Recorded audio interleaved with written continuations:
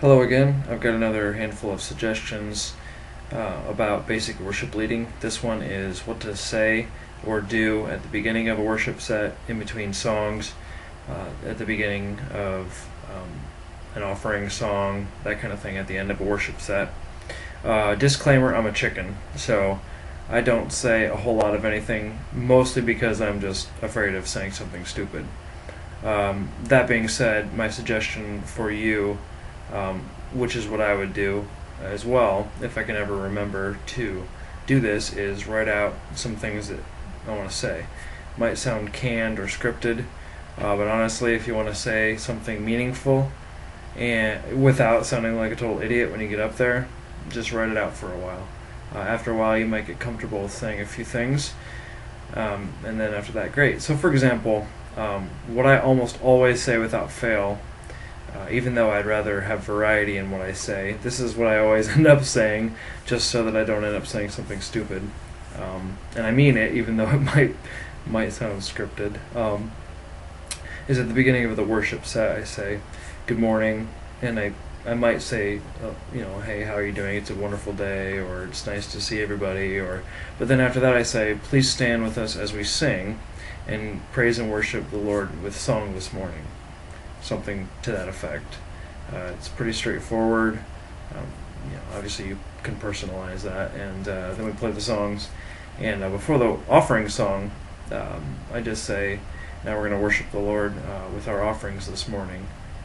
Something to that effect, because I want the congregation to know that we view giving of tithes and offerings as an act of worship as well.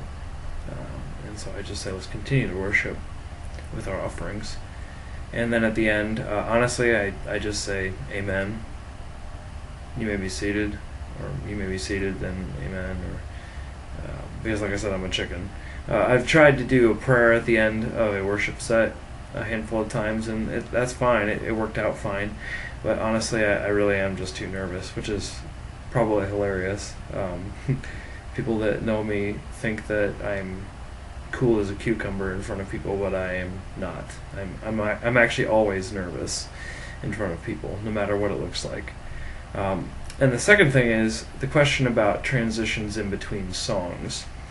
I would say make all of your songs for a Sunday morning, at least the ones you're going to do all at the same time, in the same key as much as possible, so that you can transition right into the next song. You can kind of have your keyboard player or piano player hold a chord and let it just hang, and then you can, just very softly, or however the song starts, go right into the next one.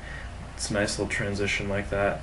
The other thing is you can cut everybody else on your team. If you're leading on acoustic guitar, you can cut the rest of the team off and continue to play something, strum something lightly, or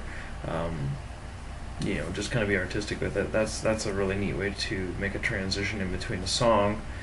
The last thing you want is complete dead space, specifically if it's more than like 2 seconds. 2 seconds when you're in front of people live playing songs feels a whole lot longer than 2 seconds. 10 seconds feels like at least a minute or two. It's ridiculous. And then people are like, "Wow, that was really awkward. What's going on? Is something wrong?" And so you're going to want to prepare ahead of time how you want to do your transitions so that you don't have that problem. So that is my suggestion for transitions of songs. Those are some tips for leading worship.